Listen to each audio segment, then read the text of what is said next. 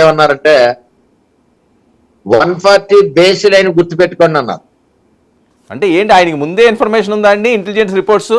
మరి 40 సంవత్సరాల industry sir కొంచెం ఐడియా ఉంటది కదా. ఏం చేయాలంటే ఎక్కడికక్కడ మీటింగ్ లో పసికెట్టేస్తారు ఆయన. 140 బేస్ లైన్ గుర్తు పెట్టుకోండి అన్నారు నవ్వుతా చంద్రబాబు నాయుడు గారు. అదే జరిగింది.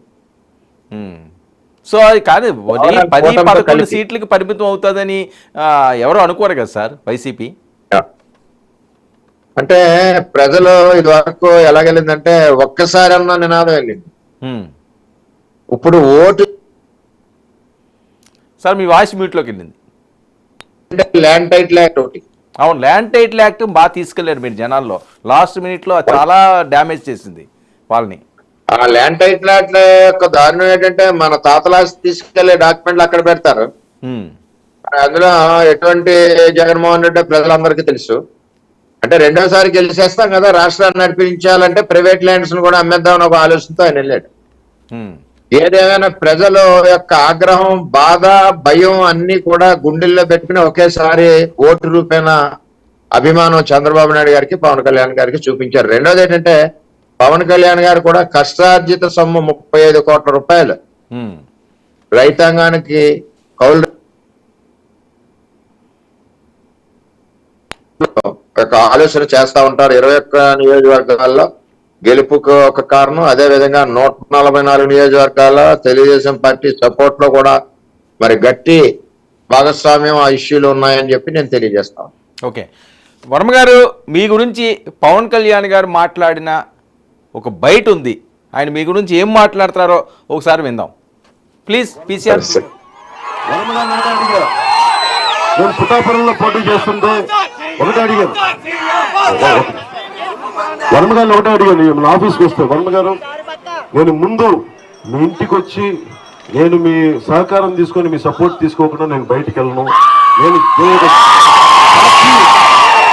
పార్టీ అధ్యక్షుడు అయినప్పటికీ కూడా, నాకు చంద్రబాబు గారితో సత్సంబంధాలు ఉన్నప్పటికీ కూడా స్థానికంగా బలవంతుడు ఈయన, ఆయన నేను గుర్తించాను. ఆయన ఒకటే చెప్పా, ఆయన ఎమ్మెల్సీగా అవ్వాలి, ఇక్కడ త్యాగం చేస్తే ఆయన చట్టసభల్లోకి పట్టభద్రులు మనకి ఆ చట్టసభలోకి వెళ్ళాలి. ఓకే, మిమ్మల్ని గుండెల్లో పెట్టి చూసుకుంటారంటున్నారండి పవన్ కళ్యాణ్. చాలా తక్కువ మందికి ఇచ్చే ఆపర్చునిటీ అది. ఎలా అనిపిస్తుంది?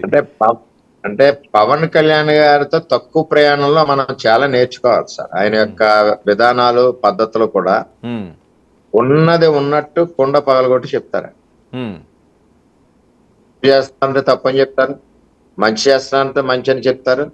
అంటే మన కష్టాన్ని ఆయన గుర్తిస్తారు ఓకే సమయంలో. అదే విధంగా ఆయన నా ఇంటికి రావాల్సిన పని లేదు పార్టీ అధ్యక్షుడిగా. అవును, కుటుంబంలో భాగంగా నేను ఎట్టి పరిస్థితుల్లో పనిచేయవలసిందే. చంద్రబాబు నాయుడు గారు, మేము మా పార్టీలో ఏ ఇబ్బందులు ఉన్నా ఒక జనసేన చీఫ్ కాబట్టి నేను కూడా 4-5 నెలల ముందే అన్నాను ఆయన వస్తే మేము స్వాగతిస్తాం. అవును, కానీ ఆయన యొక్క సంస్కారం, మా ఇంటికి రావడం, ఆయన వచ్చారు అని గొప్ప కాదు నాకు. ఆయన వచ్చిన విధానం, సంస్కారం, పద్ధతి, ఒక వ్యక్తిని గౌరవించడం అనే పద్ధతి ఆయన చూసి మనం నేర్చుకోవాల్సింది చాలా ఉంది. నేను ఈ తక్కువ సమయంలో చాలా నేర్చుకున్నాను నేను ఆయన దగ్గర. ఓకే సరే, ఈ విజయం అయిన తర్వాత, ఈ సెలబ్రేషన్స్ మొదలైన తర్వాత, మీరు గెలిచారు అని తెలిసిన తర్వాత పవన్ కళ్యాణ్ గారితో మాట్లాడడం జరిగిందా?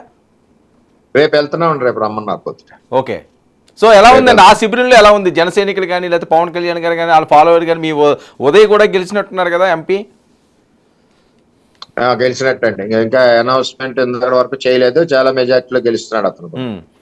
ఏం సార్ మీరు అన్నట్లుగా ఉభయ గోదావరి జిల్లాలో ఒక్క సీటు కూడా పోనివ్వము అన్నారు. ఆ విధంగానే జరుగుతున్న నేపథ్యం ఏంటి అంత కాన్ఫిడెన్స్ ముందే మీకు? అంటే కాన్ఫిడెన్స్ అంటే ఇక్కడ ఓటు చేయకూడదన్న నినాదాన్ని అటు జన సైనికులు, ఇటు తెలుగుదేశం పార్టీ కార్యకర్తలు చాలా కరెక్ట్ గా తీసుకున్నారు. ఓటు ట్రాన్స్ఫర్ 100% అయింది. అలాగే జనసేన నుంచి ఓటు షిఫ్టింగ్ 100% అయింది. అంటే 21 గెలవాలి అని తెలుగుదేశం పార్టీ పల్లకి మోసింది, 144 గెలవాలని జనసేన పల్లకి మోసింది. అందులో బీజేపీ కూడా ఉంది. అంటే మెజార్టీ చెప్తున్నాను. ఇటు ఓవరాల్ గా 175 సీట్లు గెలవని కూటమి పల్లకి మోసింది ఇక్కడ. ఆ షిఫ్టింగ్ ట్రాన్స్ఫర్ ఆఫ్ ఓటు ఏదైతే ఉందో పెర్ఫెక్ట్ గా జరిగింది. ఓకే. అది మైండ్ లోకి పుచ్చుకుని ఎడ్యుకేట్ అయింది ప్రతి ఓటర్ కూడా. ఓహో, మన ఓటు వేస్తే ఆలోచన చేయాలి, వైసీపీ మనం ఇలాగ దెబ్బలాడుకుని లేకపోతే ఆడిమాట వెనకుండా తెలుగుదేశం జనసేన ఇలాగే వేసుకుంటే వైసీపీ నాకు గుద్ది నగ్గకూడదంటే మన ఇద్దరం పనిచేయాలన్నది కింది స్థాయి కార్యకర్తల్లో కూడా కానీ ఆలోచన రావడం. అంతలాగా కింద స్థాయికి